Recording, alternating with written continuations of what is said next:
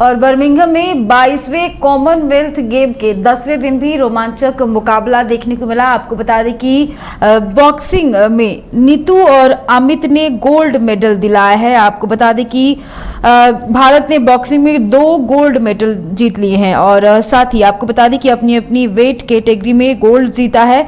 Final में नीतू ने England की डेमी जेट को 5-0 से हराया है। अमित ने इंग्लैंड के मैकडोनाल्ड को 5-0 से मात दी है। भारत के 2 और मुक्केबाज निखत जरीन और सागर अहलावत भी गोल्ड के लिए पंच जमाने वाले हैं। निखत की फाइनल बाउट शाम 7 बजे से, तो सागर का मुकाबला रात 1:15 से शुरू होने वाला है। तो आपको बता दें कि बॉक्सिंग में नीतू और अमित ने भारत को गोल्ड दिलाया है।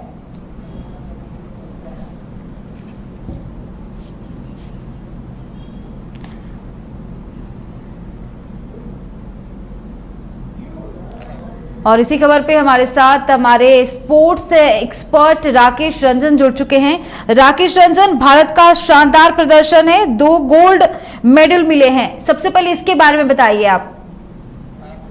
बात करें, जैसा कि आपने अभी बताया कि अमित पंघाल और नीतू जो है घंगास, उन दोनों ने गोल्ड मेडल जीता। और आप कह सकते हैं कि दोनों जब खेल रहे थे, दोनों का डोमिनेंस साफ दिख रहा था। दोनों के ही विपक्ष में इंग्लैंड के मुक्केबाज थे और हम आजादी के आज इस साल जो है 75वीं वर्षगांठ भी मना रहे हैं। और इंग्लैंड में जाकर जो भारतीय बॉक्सर्स हैं या जो प्लेयर्स हैं जिस तरह का परफॉर्मेंस कर रहे हैं, अब वो काबिले तारीफ है। और आप कह सकते हैं कि फाइनल में जो दोनों ने इंग्लैंड को के प्रतिद्वंद्वी को हराया, वो देखने लायक था। एकदम शेयर डोमिनेंस जिसे आप कहते हैं वो था। दोनों के सामने बिल्कुल ही उनके प्रतिद्वंद्वी खड़े नहीं हो सके। पहले नीतू का बाउट था और नीतू ने जो जेड को पराजित किया, बिल्कुल एक तरफा मुकाबला था। नीतू के पंचेस का, जैब का, हुक का कोई जवाब नहीं था वहां पर जेड के पास और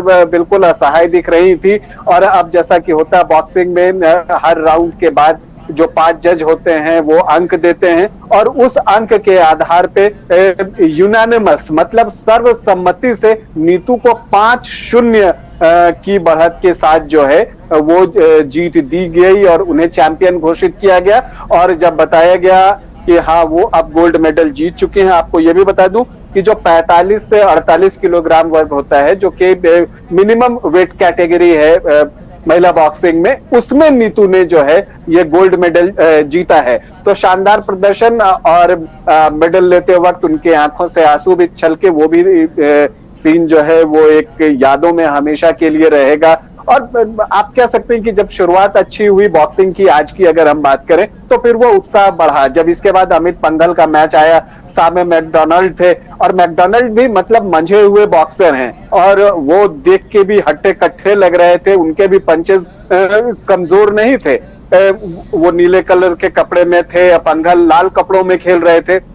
तो लग रहा था कि हाँ मुकाबला बराबरी का होगा खेल जब शुरू हुआ उस वक्त। लेकिन जैसे ही खेल शुरू हुआ, अमित पंघल उन पर हावी होते दिखे और जबरदस्त तरीके से हावी होते दिखे। और जो पंचेज इन्होंने लगाए लेफ्ट और राइट का, और ओपन स्टांस रखा अमित ने। बिल्कुल ओपन स्टांस कहने का मतलब कि उन्होंने चेहरे को ऐसे छुपाया नहीं, खोल दिया था कि आइए आप मुझ पर हमला कीजिए। और होता ही है कि जब प्रतिद्वंद्वी आप पे हमला करता है तो आपके पास मौके बनते हैं कि हाँ आप उसको जवाब में उसके चेहरे पर मारे। तो जो पंच होता है उसका जो लैंडिंग है वो सामने वाले प्रतिद्वंद्वी के चेहरे पर जितना बेहतर तरीके से होता है, आपको जो अंक हैं उसी के अनुसार अच्छे मिलते हैं और निर्णायक को आप उतने अच्छे तरीके से प्रभावित कर पाते हैं। और तो जब पहला राउंड खत्म हुआ तो जो 5 जजेस थे उन्होंने अमित को 10 अंक दिए। तो उसी समय यह साबित हो गया था कि हाँ अमित थोड़े 20 पड़ रहे हैं और अब जो है बस अब समय की बात है,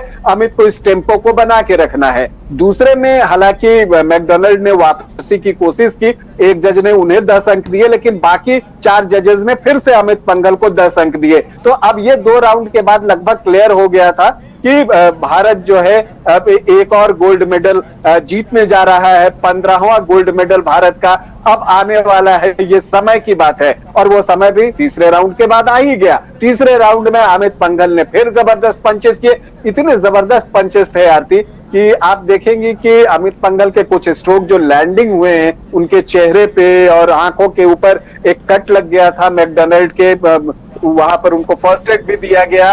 उसके बाद भी वो हिम्मत के साथ लड़ने आए, लड़े, लेकिन अमित पंघल के पंचेस का उनके पास कोई जवाब नहीं था।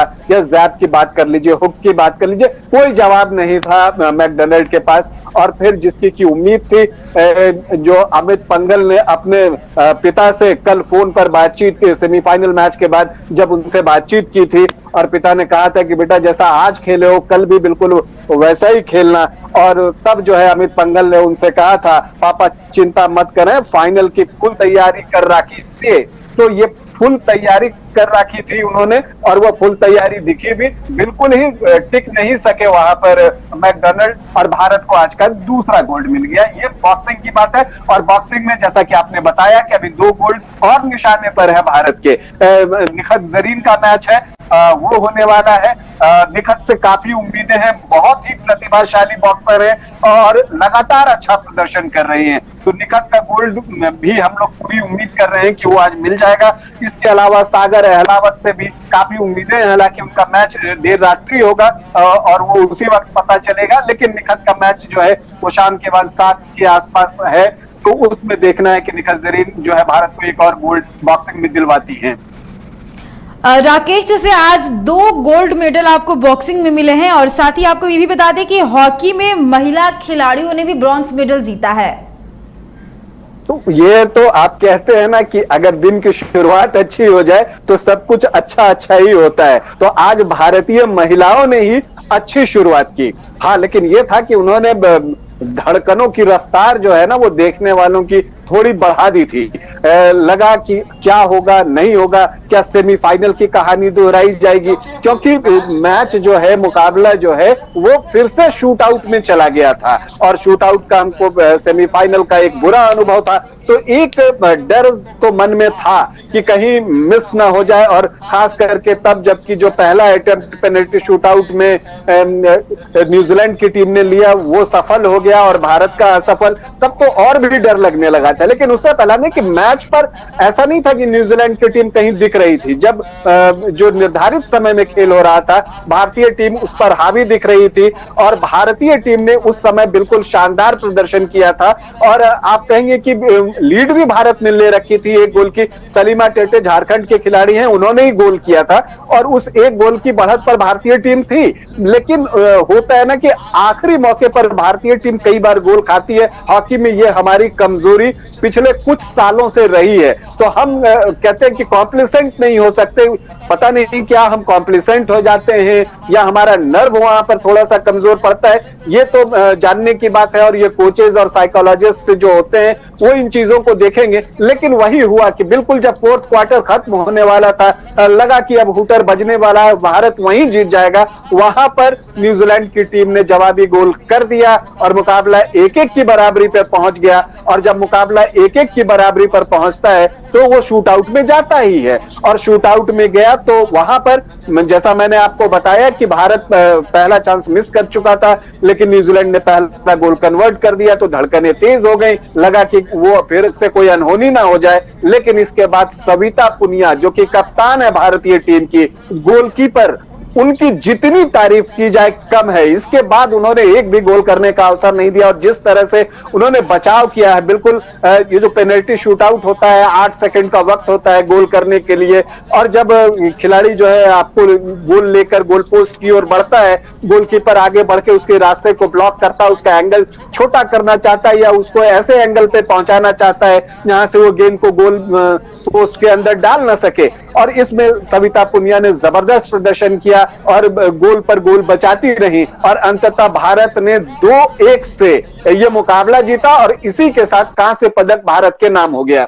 खास बात आती है कि ये जो कांस्य पदक भारत को मिला है, ये मतलब बहुत बड़ा पदक इसलिए हम कह सकते हैं कॉमनवेल्थ गेम्स के लिहाज से कि 2006 के बाद पदकों के मामले में बिल्कुल सूखा था। भारत ने कोई पदक कॉमनवेल्थ गेम्स में 2006 के बाद नहीं जीते थे महिला हॉकी में। तो लग रहा था कि क्या फिर वही कहानी दोहराई जाएगी, लेकिन इस बार भारतीय खिलाड़ियों और भारतीय महिला खिलाड़ियों के इरादे बिल्कुल अलग थे। वो डिटरमिन्ड थी कि उन्हें हर हाल में पदक जीतना ही जीतना है, और उन्होंने वो करिश्मा करके दिखाया और भारत को हॉकी में भी ब्रॉन्ज मेडल मिल गया है। तो अभी तो जो स्थिति है उसमें भारत के 15 स्वर्ण पदक हो चुके हैं, 11 रजत पदक हैं और कांस्य पदकों की संख्या बढ़कर 17 हो गई है। कल 40 पदक थे, अब तक 43 हो चुके हैं और अभी और बहुत बढ़ने वाले हैं। यहां तक कि एथलेटिक्स में भी, जो कि भारत का कमजोर पक्ष रहा है,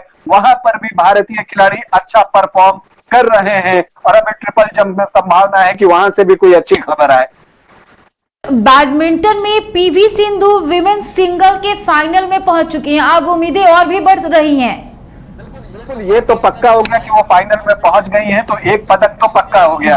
लेकिन आप पीवी सिंधु से रजत की उम्मीद नहीं करती। जिस कद की वो खिलाड़ी हैं और जो उनका ऑरा है और उनके सामने जिस तरह से प्रतिद्वंद्वी खिलाड़ी जो कोर्ट की चारों तरफ आपको दौड़ते दिखते हैं, तो लगता है कि नहीं, सिंधु गोल्ड ही जीत सकती हैं, वो वही डिजर्व करती हैं, उन्हें पीले कलर का ही मेडल मिलना चाहिए। ये सभी की उम्मीदें हैं और मुझे लगता है कि पीवी सिंधु निराश भी नहीं करेंगे। आज जो मुकाबला हुआ, सिंगापुर की प्रतिद्वंद्वी थी, उनके मुकाबला करीबी था, लेकिन नर्व हो या अटैक हो, स्मैश हो, डिफेंस हो या जो कंट्रोल है गेम पर पीवी सिंधु का, वो लाजवाब है। और पीवी सिंधु ने बिल्कुल 21-19 और 21-17 से सीधे सेटों में, जबकि क्वार्टर फाइनल में 3 सेट खेलने पड़े थे पीवी सिंधु को, लेकिन उन गलतियों से सबक लिया है और सेमीफाइनल में सीधे सेटों में उन्होंने अपने प्रतिद्वंद्वी को पराजित कर दिया। लक्ष्य सेन भी अपना सेमीफाइनल का मैच खेल रहे हैं, देखते हैं क्या परिणाम आता है। रंजन, जैसे जैसे मेडल भारत के खाते में आते जा रहे हैं, अब उम्मीदें भी और बढ़ती जा रही हैं। बिल्कुल, जैसे जैसे पदक आ रहे हैं उम्मीदें बढ़ती जा रही हैं। जैसा हम सभी जानते हैं कि निशानेबाजी को इस बार कॉमनवेल्थ गेम से हटा दिया गया था। क्यों हटाया गया था ये समझना बड़ा मुश्किल है और इसको लेकर एक कंट्रोवर्सी बन चुका है। सभी जानते हैं कि शूटिंग में भारत का एक छत्र राज्य है, और आप बताइए कि इंग्लैंड जैसा देश जो कि इतना डेवलप है, अगर वहां एक शूटिंग रेंज नहीं बनेगा तो कहां बनेगा? ये कुछ षड्यंत्र जैसी चीजें दिखती हैं कि भारत जिन खेलों में बेहतर होता है वहां पर उनके साथ जो है इस तरह की चीजें होती कि उन खेलों को हटा लिया जाए। अभी शूटिंग को हटा लिया गया और सुनने में आ रहा है कि प्राथमिक सूची 2026 में जो विक्टोरिया में कॉमनवेल्थ गेम्स होगा वहां पर भी भारत के साथ गड़बड़ी होने की संभावना और वहां पर कुश्ती को हटाने की बात चल रही है। लेकिन फिर भी अभी उम्मीदें हैं। टेबल टेनिस से बहुत सारे मेडल्स की हम उम्मीद कर रहे हैं। इसके अलावा एथलेटिक्स में अब एक पदक तो आज आरती मिस कर गया, मुझे लगता है आप भी मिस कर रही होंगी। नाम बताऊं? नीरज चोपड़ा नहीं है और उनकी कमी भारत को आज सबसे ज्यादा खल रही है जी। अगर नीरज चोपड़ा रहते, जब ओलंपिक गोल्ड मेडलिस्ट आपके पास रहते, तो आज आप एक और स्वर्ण पदक की उम्मीद कर सकते थे। हालांकि जैवलिन थ्रो में रोहित यादव तो रहेंगे, डेपी मोनू रहेंगे, तो देखना है कि क्या नीरज की कमी की वो भरपाई कर पाते हैं, क्या गोल्ड लेकर आएंगे। तो एक निश्चित गोल्ड अगर छूटता है तो मुझे लगता है बड़ा अफसोस होगा। नीरज की कमी बहुत शिद्दत से महसूस कर रहे हैं सारे लोग, तो उनकी है। इसके अलावा महिला जैवलिन थ्रो में भी शिल्पा रानी और अनु रानी है, वहां पर इन लोगों से भी काफी उम्मीदें हैं। जैसा मैंने एथलेटिक्स में भी बताया, कुछ खिलाड़ी अलग हटकर प्रदर्शन कर रहे हैं और इस बार एथलेटिक्स में भी भारत का प्रदर्शन पिछली बार की तुलना में या अन्य मौकों के अलावा जो आप कहें तो वो बेहतर दिख रहा है। चलिए, बहुत बहुत शुक्रिया तमाम जानकारियों के लिए रंजन। तो आपको बता दें कि बर्मिंघम में 22वें कॉमनवेल्थ गेम में भारत का प्रदर्शन जो है वो शानदार है और लगातार 2 जो मेडल हैं वो भारत के खाते में आए, जिससे अब लोगों की उम्मीदें और ज्यादा बढ़ गई हैं।